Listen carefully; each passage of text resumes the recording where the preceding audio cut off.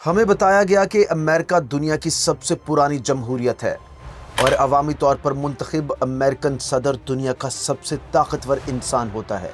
हमें बताया गया कि पेंटागन दुनिया को महफूज रखता है, जंगें आज़ादी के लिए लड़ी जाती हैं और जमहूरियत एक मुकद्दस उसूल हुक्मरानी है। लेकिन ये सब सिर्फ किताबी कहानियाँ हैं, क्योंकि हकीकत इससे बहुत मुख्तलिफ है। हर तबाहाल मुल्क के पीछे, हर जंग के पीछे, हर बेल आउट पैकेज के पीछे एक ऐसा खुफिया नेटवर्क खड़ा होता है जो ना तो इंतखाबात लड़ता है, ना बैलेट पेपर्स पर आता है और ना ही कभी किसी इन्वेस्टिगेशन का सामना करता है।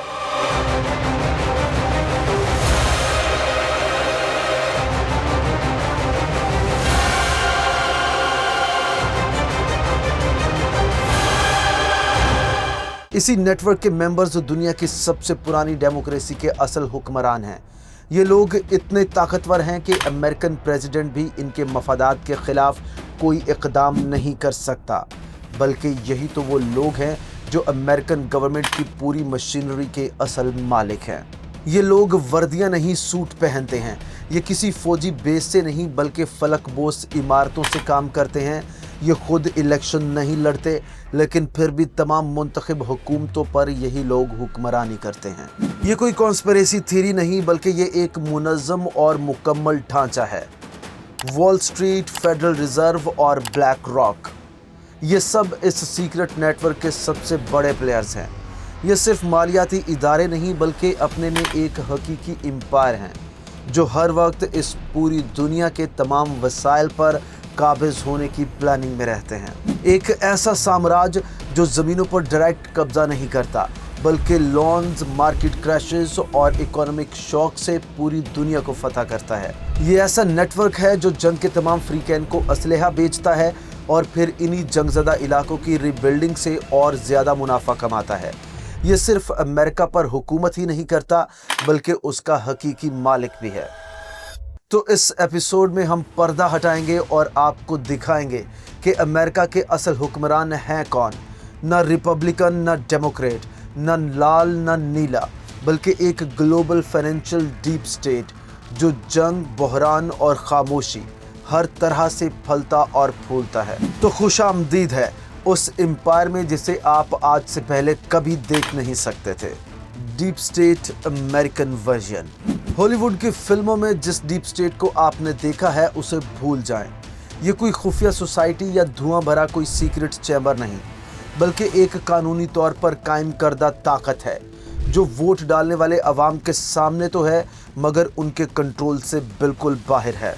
अमेरिकन डीप स्टेट 3 सुतूनों पर खड़ा है: वॉल स्ट्रीट, फेडरल रिजर्व और प्राइवेट फाइनेंशियल नेटवर्क्स जैसे ब्लैक रॉक और वैनगार्ड। ये सब कुछ बनाया तो कानून के दायरे में गया था, मगर आज इसकी ताकत अवाम के सामने जवाबदेह नहीं है। Wall Street, the financial brain of the empire. Wall Street सिर्फ एक स्टॉक मार्केट ही नहीं, बल्कि investment banks, hedge funds, rating agencies और थिंक टैंक्स का एक ऐसा जाल है जो अमेरिका की दाखिला और खारिजा पॉलिसी के हर पहलू को कंट्रोल करता है। साल 2008 में जब वॉल स्ट्रीट की लालच ने दुनिया को बदतरीन माली बहरान में धकेल दिया था, तो उसकी सज़ा बैंकर्स को नहीं बल्कि अवाम को मिली थी। चंद बिलियनर्स की लालच से अमेरिकन अवाम के साथ साथ दुनिया भर के आम लोगों की जिंदगियां मुतासिर हुई थी। फाइनेंशियल क्राइसिस के चलते अक्टूबर 2008 में अमेरिकन हुकूमत ने टार प्रोग्राम के तहत $700 अरब का बेल आउट दिया, और ये सारा पैसा अमेरिकन अवाम को रिलीफ देने के लिए नहीं बल्कि वॉल स्ट्रीट का पेट भरने के लिए दिया गया था। गोल्डमैन सैश और सिटी ग्रुप जैसे इदारे जिन्होंने बहरान को जन्म दिया, उन्हीं मुजरिमों को अमेरिकन टैक्स पेयर्स के पैसों से बचा लिया गया, जबकि लाखों आम अमेरिकन शहरी अपनी नौकरियां, घर और सेविंग से हाथ धो बैठे। और सबसे दिलचस्प बात पता है क्या है? ये बेल आउट पैकेज डिजाइन किसने किया था? अमेरिकन वजीर खजाना हेनरी पाल्सन ने, जो खुद गोल्डमैन सैश के CEO रह चुके थे। A revolving chair of a closed door। Clinton दौर के वजीर खजाना रॉबर्ट रोबिन, ताल्लुक गोल्डमैन सैश। ट्रंप के दौर के वजीर खजाना स्टीवन मिन्चिन, ताल्लुक गोल्डमैन सैश। और अमेरिका की मौजूदा वजीर खजाना जेनियट येलेन आज भी ब्लैक रॉक के साथ काम कर रही हैं। Federal reserve, private power and public deceive. अक्सर लोग समझते हैं कि फेडरल रिजर्व अमेरिकन हुकूमत का ही कोई एक इदारा है, लेकिन हकीकत कुछ और है। असल में ये 1913 में फेडरल रिजर्व एक्ट के तहत कायम होने वाला एक सेमाई प्राइवेट बैंक है। यूं तो बोर्ड की नामजदगी अमेरिकन प्रेसिडेंट करता है, मगर फेड की असल ताकत उन 12 रीजनल बैंकों के पास है जो मुकम्मल तौर पर प्राइवेट मालियाती इदारों की मिल्कियत है। अमेरिकन फेडरल रिजर्व बैंक इतना ताकतवर है कि वो बगैर कांग्रेस की इजाज़त के पैसा छाप सकता है, सूद की शरह बढ़ा या कम कर सकता है और हुकूमती कर्ज तक खरीद सकता है। Black rock and Vanguard, a hidden hand. Black rock इस वक्त दुनिया की सबसे ताकतवर कंपनीज में से एक है। ये एक मुकम्मल इदारा है जो $10 ट्रिलियन से भी ज़्यादा के एसेट्स को कंट्रोल करता है, और वैनगार्ड के साथ मिलकर ये दोनों इदारे दुनिया भर की तमाम बड़ी कंपनीज में बड़े शेयर होल्डिंग्स रखती हैं। Exxon Mobil, Lockheed Martin, JP Morgan Chase, pharmaceutical king Pfizer, Facebook, Google, Amazon, हत्ता के CNN और फॉक्स जैसे मीडिया हाउसेस भी इन्हीं की मिल्कियत है। जब हम अमेरिकन डीप स्टेट की बात करते हैं तो हमारा इशारा किसी तारीख चैम्बर में बैठे लोगों की साजिश की तरफ नहीं, बल्कि एक खुली, कानूनी और बेहद ताकतवर फाइनेंशियल एम्पायर की तरफ है, जिसे सबसे बड़ा तहफ़्फ़ुज़ अमेरिकन खुफिया एजेंसी CIA खुद फराहम करती है। और ये लोग अमेरिकन प्रेसिडेंट से भी ज़्यादा ताकतवर है, जो हर आने वाले सदर को कंट्रोल करते हैं, माशी पॉलिसी खुद लिखते हैं और जंग, बहरान, तबाही, हर चीज़ से मुनाफा कमाते हैं। हकीकत यह है कि पर्दे के पीछे से शो बैंकर्स चला रहे हैं, जबकि प्रेसिडेंट तो सिर्फ कठपुतलियां हैं जो इस इनविजिबल एम्पायर के इशारों पर नाचते हैं। Federal Reserve and Wall Street's war empire. American Fed सिर्फ पैसा मैनेज नहीं करता, वो पैसा बनाता है, उसके बहाव को कंट्रोल करता है और उसी पैसे के जरिए आलमी निज़ाम की तश्कील करता है। मिसाल के तौर पर कोविड पेंडेमिक के दौरान सिर्फ 2020 में ही फेड ने $3.38 ट्रिलियन प्रिंट किए थे। फेड से प्रिंट होकर ये पैसा बराह रास्त बैंकिंग सेक्टर और स्टॉक मार्केट्स में गया, यानी वॉल स्ट्रीट के पास गया, जिससे अमीरों की दौलत मजीद बढ़ी, जबकि आम अमेरिकन के छोटे कारोबार कोरोना में तबाह हो गए। तो सादा अल्फाज में फेड पैसा छापता है, वॉल स्ट्रीट उस पैसे को संभालता है और अवाम महंगाई और कर्ज में डूबते हैं। तो फेडरल रिजर्व हकीकत में है क्या?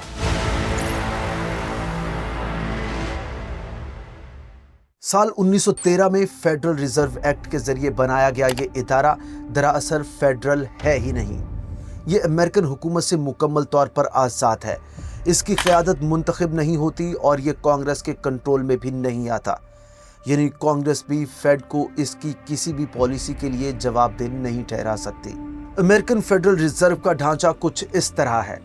एक बोर्ड ऑफ गवर्नर्स जिसे प्रेसिडेंट नामजद करता है, और फिर 12 रीजनल फेडरल रिजर्व बैंक्स जो दर हकीकत प्राइवेट कमर्शियल बैंक्स की ही मिल्कियत है। जी हाँ, वही बैंक जो सूद, बेल आउट और लिक्विडिटी इंजेक्शन से फ़ायदा उठाते हैं, वही इसके हकीकी मालिक भी हैं। साल 2008 से 2022 के दरमियान फेड की बैलेंस शीट $900 अरब से बढ़कर $9 ट्रिलियन तक चली गई है। सन 2008 के बहरान के दौरान फेड ने $4.5 ट्रिलियन क्वांटिटेटिव ईजिंग के तहत मार्केट में झोंक दिए। दिवालिया बैंकों के खसारे के एसेट्स खुद खरीद लिए, शरह सूद को तकरीबन 0 तक गिरा दिया, जिससे असल फ़ायदा वॉल स्ट्रीट को हुआ, पब्लिक स्ट्रीट को कुछ नहीं मिला। कोविड के दौरान मार्च 2020 में सिर्फ 90 रोज़ में फेड ने $3 ट्रिलियन प्रिंट कर दिए, जो कि 75 साला अमेरिकन कर्ज के बराबर है। सबसे अहम बात यह है कि ये पैसा मुतासिरा ख़ानदानों को नहीं मिला, बल्कि ये सारा पैसा हेज फंड्स के बेल आउट में गया। इस तरह बेतहाशा पैसा छापना बस एक ही नतीजा देता है, और वो है महंगाई। ना सिर्फ अमेरिका में बल्कि दुनिया भर में महंगाई, क्योंकि डॉलर एक रिजर्व करेंसी है, लिहाजा इसका असर भी दुनिया भर की सेविंग्स पर पड़ता है।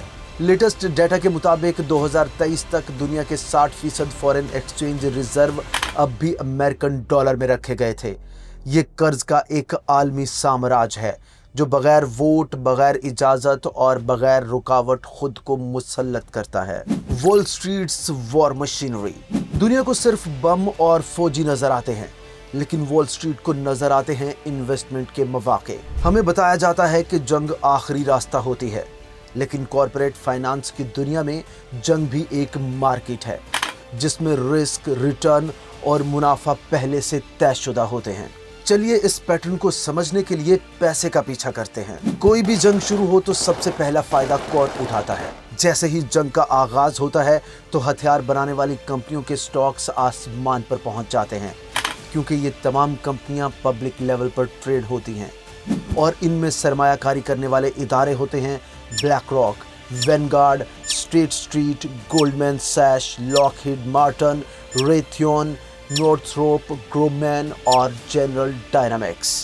9/11 और वॉर ऑन टेरर के बाद लॉकहीड के शेयर्स 2001 में $40 से बढ़कर 2020 तक $480 तक पहुंच चुके थे, जबकि रेथियन ने इराक और अफगानिस्तान में अमेरिकन अफवाज को मिसाइल सिस्टम्स फराहम करने के ठेके ले रखे थे। ब्लैक रॉक और वैनगार्ड ने $100 अरब से जायद की डिफेंस इन्वेस्टमेंट कर रखी हैं। तो इस डीप स्टेट के लिए जंग एक गारंटेड प्रॉफिट है।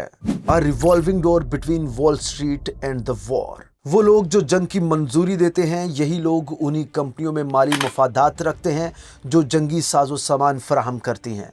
बुश के वाइस प्रेसिडेंट डक चेनी हालिबर्टन कंपनी के CEO थे। ये वही कंपनी है जिसे इराक वॉर में $39.5 बिलियन के कॉन्ट्रैक्ट्स मिले थे। पोस्ट कोल्ड वॉर में डीरेगुलेशन को फरोग देने वाले अमेरिका के 2 ट्रेजरी सेक्रेटरीज रॉबर्ट रूबिन और लैरी समर्स वॉल स्ट्रीट के साबिक बैंकर्स थे। सोने और तेल से मालामाल लीबिया पर अमेरिकन मदाखलत के सबसे बड़े हामी लुइड ब्लिंकफाइन गोल्डमैन सैश के साबिक CEO थे। यहाँ जंगे नजरियाती नहीं बल्कि माली फैसले होते हैं।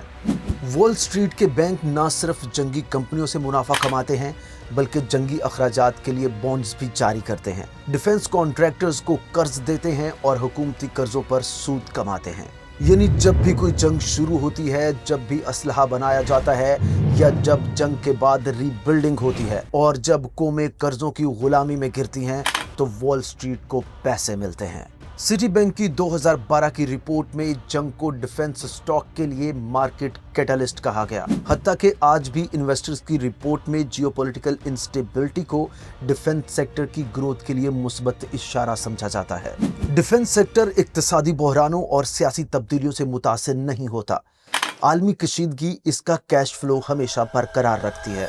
वॉल स्ट्रीट महज एक स्पेक्टेटर नहीं, बल्कि ये जंग का फाइनेंसर है, मंसूबा साज है और यही जंग का असल मुनाफा खोर भी है।